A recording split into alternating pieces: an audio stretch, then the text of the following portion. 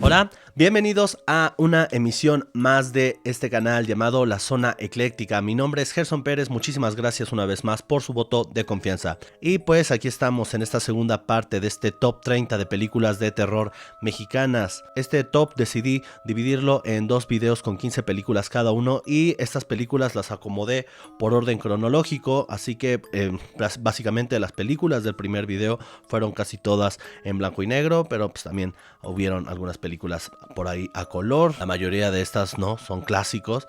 Y pues en esta segunda parte ya voy a hablar de películas un poco más contemporáneas. También hay algunos clásicos, ¿no? Películas ya de finales de los 70s hasta la actualidad. La verdad es que el género de terror en el cine mexicano al menos ha venido un tanto a la baja conforme ha pasado el tiempo y nos podremos ir dando cuenta en esta lista, pero pues eso no significa que no sigan haciéndose este tipo de producciones. Y pues ya, vamos a comenzar. Como en el video pasado me quedé en el número 15, en esta lista va a comenzar con el número 16, así que sin más preámbulos, comenzamos.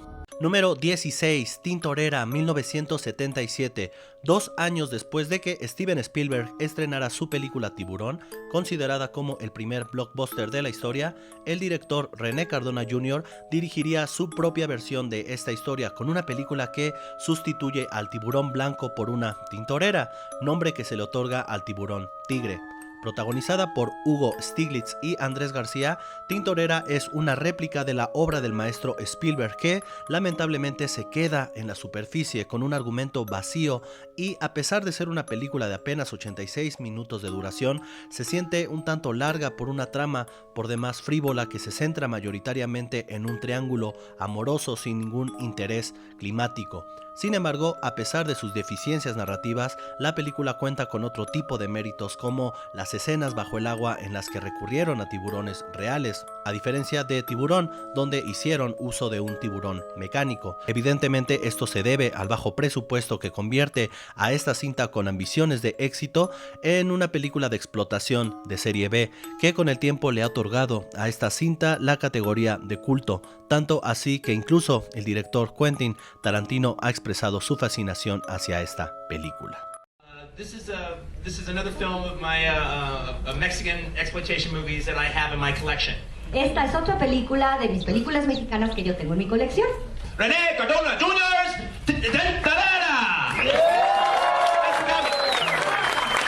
Número 17, Alucarda, 1977, película dirigida por Juan López Moctezuma, mismo que dirigió La Mansión de la Locura, que ya la mencioné en el video pasado, y que terminó los últimos días de su vida en un hospital psiquiátrico. Alucarda, que por cierto es un anagrama de Drácula, es tal vez la mejor o al menos una de las mejores películas de terror de nuestro país. Esta película tiene una notable influencia de Alejandro Jodorowsky, lo cual tiene sentido ya que Juan López Moctezuma colaboró con él en 2 de sus películas, Fando y Lis y El Topo. Esta es una obra que se regodea tanto en la herejía como en la posesión satánica, una historia de paganismo que sucede en un convento de la Ciudad de México, cuando 2 amigas por curiosidad abren un portal que desata una presencia diabólica. El Marqués de Sade se encuentra presente en el desarrollo de la narrativa, tanto en uno de los personajes que responde al nombre de Justín, como en el erotismo sangriento de la obra. Una película que llega a su punto climático en un aquelarre donde la razón pierde todo sentido de verdad. Al igual que La Mansión de la Locura, Alucarda fue muy controvertida por los temas que tocaba para aquella época, ya sea el lesbianismo, la posesión infernal, el exorcismo, las orgías o la rigurosa crítica hacia la religión. El maestro Guillermo del Toro ha expresado en diferentes ocasiones la influencia que esta película tuvo sobre su cine y llegó a llamar a Juan López Moctezuma como un pionero y un poeta maldito. Alucarda es nuestra versión de Carrie, pero con un discurso mucho más oscuro. Si eres fan de esta película tienes que ver el documental Alucardos, retrato de un vampiro, en el que se retratan las obsesiones de Juan López Moctezuma y se muestra el proceso creativo de esta película. Número 18, La tía Alejandra, 1979. No podía faltar en esta lista una película del maestro Arturo Ripstein, uno de los mejores directores de nuestro país, siendo esta su única incursión dentro del género de terror, entregando una obra oscura, inquietante y, en muchos sentidos, perturbadora. La tía Alejandra narra la historia de una familia que vive en completa armonía hasta que llega a su casa una anciana, aparentemente inocente y bondadosa, que poco a poco comienza a develar el peso de su llegada, desatando una serie de situaciones que rompen con la armonía de dicha familia.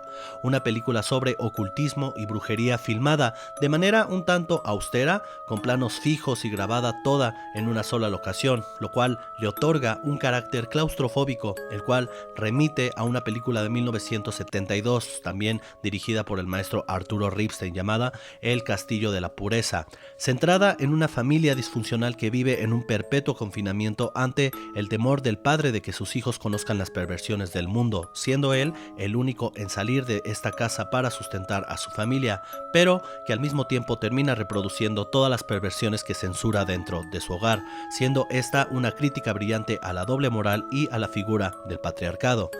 Pero, a diferencia del Castillo de la Pureza, que se centra en la vileza de una familia disfuncional, la tía Alejandra se plantea como el rompimiento de la funcionalidad por un elemento cercano, aunque al mismo tiempo ajeno a la familia, cuyo discurso propone que el mal no necesariamente vive allá afuera, sino que puede encontrarse en las entrañas mismas del núcleo familiar. Número 19. El extraño hijo del sheriff, 1982, una película situada en el viejo oeste y protagonizada por el gran Mario Almada. El extraño hijo del sheriff cuenta la historia de un par de siameses que nacen unidos, muriendo su madre en labor de parto, lo cual desata la ira de su padre, el sheriff, de un pequeño pueblo que decide ocultar a sus hijos del mundo por vergüenza. Al cabo de unos años, los siameses son separados mediante una cirugía donde uno de ellos muere, desatando el conflicto central de la película, pues el espíritu del hijo vuelve del más allá para vengarse de su padre. Esta película mezcla elementos del cine western y los mezcla con el cine paranormal, con una cinta inquietante donde el cuerpo y el alma funcionan como piezas que se unen para sembrar todo tipo de actos retorcidos y llevarlo hasta sus últimas consecuencias. Esta premisa sería parodiada años más tarde en La Casita del Terror número 7 de la 8ª temporada de Los Simpson, en el pequeño corto llamado La Cosa y Yo, donde Bart nace con un hermano siamés unido a su cuerpo llamado Hugo, nombre que hace referencia al libro de piedra. El extraño hijo del sheriff es una película con momentos de tensión y secuencias memorables dignas de una buena película de terror. Número 20. Veneno para las hadas, 1986, la última en la lista del maestro Carlos Enrique Taboada, el cual figuró en el primer video con Hasta el viento tiene miedo de 1968, El libro de piedra de 1969 y Más negro que la noche de 1975. Veneno para las hadas cierra esta tetralogía que, a pesar de no tener una conexión narrativa que unifique las historias, sí plantea una tonalidad similar entre ellas, convirtiéndose en una especie de antología. Veneno para las hadas es tal vez la más singular en la filmografía del maestro Taboada, pues, a diferencia de las tres mencionadas anteriormente que incluyen un elemento paranormal dentro de su desarrollo, Veneno para las hadas explora los alcances ilimitados de la imaginación, más en concreto de la imaginación infantil, tanto que esta historia se cuenta bajo la mirada de un par de niñas cuya percepción de la realidad se basa en su visión del mundo, potenciada por diversos factores tales como la pérdida o los cuentos de brujas que desatan una fascinación perversa. Una de las virtudes de esta película se encuentra en el tratamiento de la misma, al igual que en Más negro que la noche, donde podíamos ver el rostro del gato más no el rostro de su dueña. Aquí vemos los rostros de las niñas, pero nunca se nos revela el rostro de los adultos. La cámara se sitúa a la altura de sus hombros, centrándose exclusivamente en la mirada de estas pequeñas, siendo Verónica quien influye en Flavia para meterle estas ideas mórbidas en su cabeza, trastornando su visión de la realidad al punto de que ésta no puede diferenciarla de la fantasía, alterando su percepción al punto de quemar a la bruja en una hoguera, regocijándose en la satisfacción de asesinar a la villana del cuento de hadas en su cabeza, pero al mismo tiempo ignorando el terrible crimen que ha cometido. Una brillante obra sobre la inocencia de la psique infantil. Número 21. Santa Sangre, 1989. Dirigida por el maestro Alejandro Jodorowsky, Santa Sangre es una película que exhala surrealismo por cada uno de sus poros. Esta película tiene su lugar en un circo que de manera metafórica representa un microcosmos habitado por personajes marginales que se identifican entre ellos por su naturaleza excéntrica, alejada de toda convención social. La película narra la historia de un hombre llamado Fénix, asediado por su pasado, criado en el seno de una familia dedicada a la vida circense. Santa Sangre toma elementos del cine giallo, un subgénero del terror que nace en Italia y que tuvo su apogeo a inicios de la década de los 70, siendo Dario Argento y Mario Bava dos de sus máximos representantes, con películas como El pájaro de las plumas de cristal de 1970, El gato de las 9 colas o Bahía de Sangre de 1971. Las tres joyas absolutas del género. Películas como Halloween y Viernes 13 le deben todo a estas producciones. Sin embargo, Alejandro Jodorowsky no se queda en el simple homenaje, sino que toma estos elementos para construir su propia interpretación del universo, siendo el circo la extensión de un hospital psiquiátrico donde los traumas de la infancia se convierten en la tortura de la vida adulta. Número 22. Vacaciones de terror, 1989. Esta película es el ejemplo perfecto del cine de serie B que comenzó como una broma para terminar convirtiéndose en una obra de culto. Al igual que las películas del Santo, Vacaciones de terror es un producto que, a pesar de lo inverosímil de su trama y lo absurdo de su contenido, eventualmente se consagró dentro del imaginario colectivo, siendo una película que responde a la etiqueta de una película que es tan mala que es buena. Algunos consideran a esta como la primera película mexicana en la que el terror gira en torno a un muñeco inanimado, lo cual acentúa el desconocimiento del público hacia la película de 1961 Muñecos Infernales, de la cual ya hablé en la primera parte de esta lista. Protagonizada por Julio Alemán y Pedrito Fernández, Vacaciones de terror 1 y 2 son un par de películas que resultan extrañamente perturbadoras. Número 23. Cronos, 1993. Esta es la ópera prima del gran maestro Guillermo del Toro. Aquí podemos ver algunos de los elementos que los consagrarían años más tarde en películas como Mimic de 1997, El espinazo del diablo del 2001 o El laberinto del fauno del 2006, personalmente mi película favorita en toda la filmografía del maestro del Toro. Cronos trata una historia que gira en torno a un artefacto que le otorga vida eterna a aquel que lo posea. Este elemento sobrenatural de un poder místico encapsulado en un objeto ya lo habíamos visto anteriormente en la película Escapulario de 1968, película incluida también en la primera parte de esta lista. El vampirismo es un elemento notable dentro de esta obra, a pesar de que la palabra vampiro nunca es mencionada a lo largo de la película. En esta primera obra, Guillermo del Toro proyecta muchas de sus obsesiones que se volvieron una parte intrínseca de su filmografía, tales como la entomología, la infancia, el suspenso, el drama y la fantasía, haciendo una mezcla entre todos estos géneros sin sentirse forzado en ningún momento. Películas como La Cumbre Escarlata o La Forma del Agua terminaron de explorar lo que del Toro había logrado ya desde su primera película, uno de los mejores debuts cinematográficos de nuestro país. Número 24. Sobrenatural, 1996, película protagonizada por Susana Zabaleta. Esta es una película donde la paranoia toma el control de la historia, pues después de escuchar un asesinato, Dolores comienza a tener una serie de ideas que poco a poco comienzan a hacer mella en su cabeza. Esta película es un homenaje innegable a la película El bebé de Rosemary, La semilla del diablo de 1968, dirigida por el maestro Roman Polanski, una de las mejores películas de terror de la historia, personalmente mi segunda favorita. Sobrenatural toma la esencia de este clásico y, a pesar de que su narrativa carece de sentido en muchas partes y tiene un nudo por demás anticlimático, es un buen documento histórico del cine de terror mexicano de mediados de los 90, una colección de clichés que sustenta su peso, al menos por su valor nostálgico. Número 25. Kilómetro 31, 2006. Los 90s fue una década prácticamente nula para el cine de terror, siendo Cronos la mejor película en abordar el género, por ser una película creativa, donde Guillermo del Toro entregó una historia única que rompía con el molde de las típicas narrativas de aquel entonces. Lamentablemente en México rara vez se hacen películas con una identidad propia. Algunas de estas serían Macario, La Puerta, Cronos o El Escapulario, pero nuestro cine se basa en muchos casos en una forma de apropiación cultural, incorporando elementos de otros países a nuestra cinematografía. Películas como La Llorona o Dos monjes, por ejemplo, toman elementos del expresionismo alemán. El misterio del rostro pálido es una imitación de Frankenstein y Sobrenatural es una copia del del bebé de Rosemary, lo cual me lleva a Kilómetro 31, una película que nace cuando el cine asiático comenzó a expandirse exponencialmente con películas como Ringu de 1998 dirigida por Hideo Nakata, que tuvo una exitosa adaptación en Estados Unidos llamada The Ring, el aro, de 2002.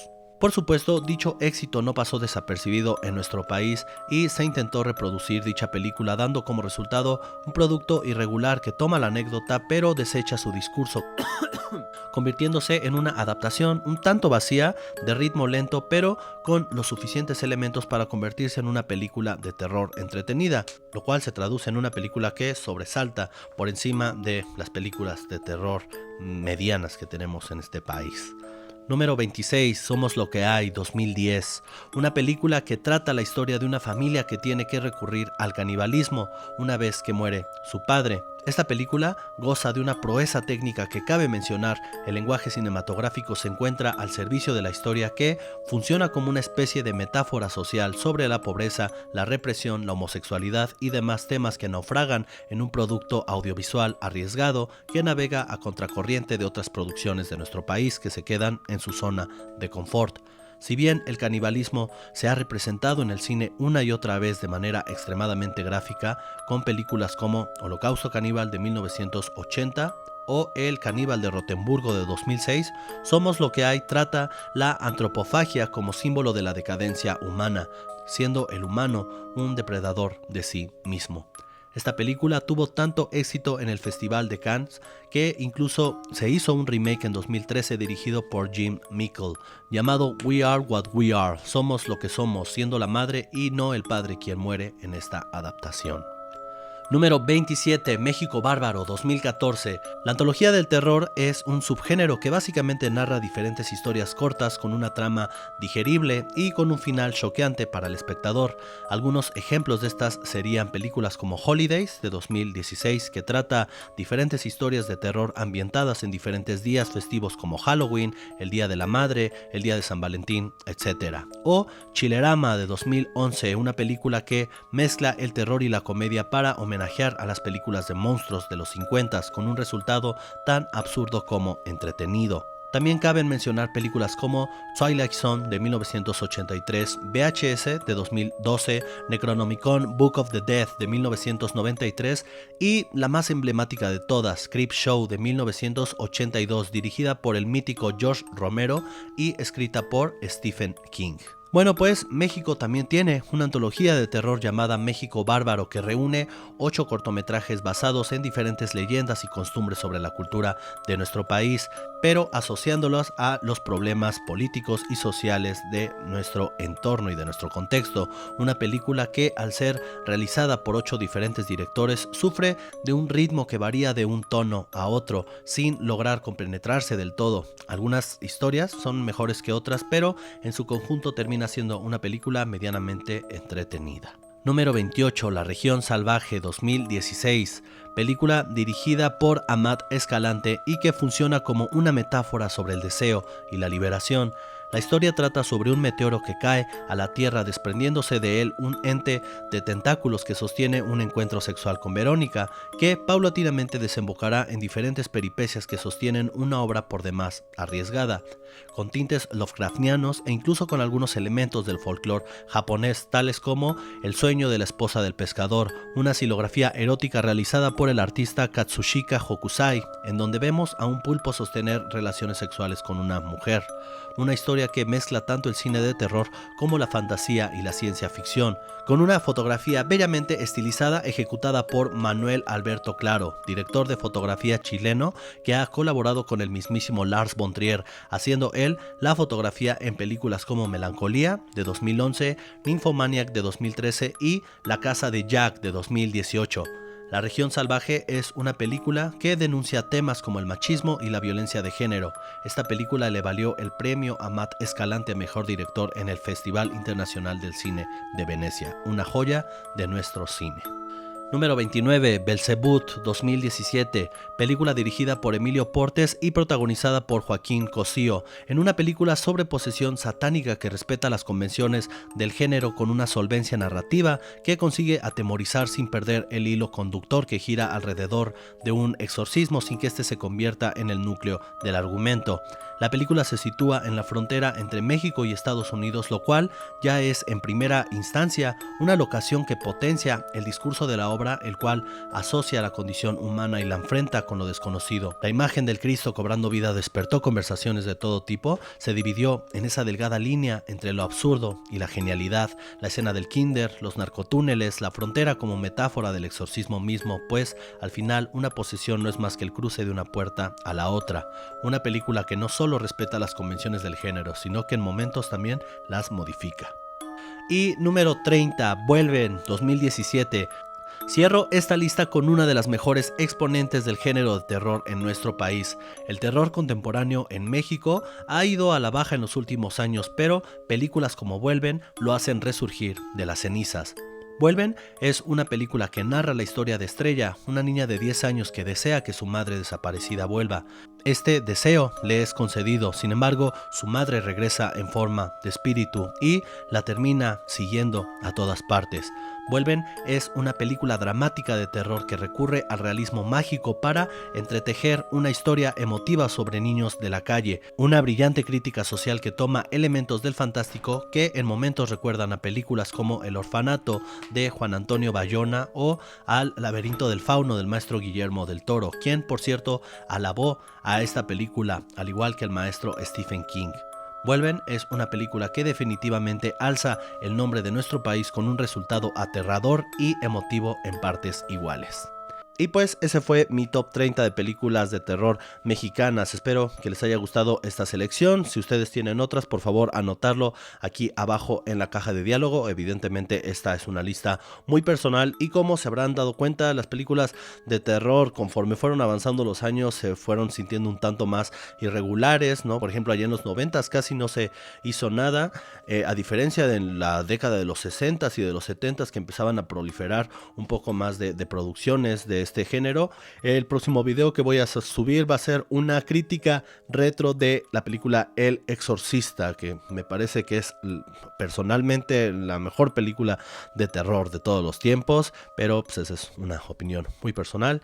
Y pues ya, espero que este video les haya gustado. Mi nombre es Gerson Pérez, esta es La Zona Ecléctica, nos vemos en una emisión más. Muchas gracias.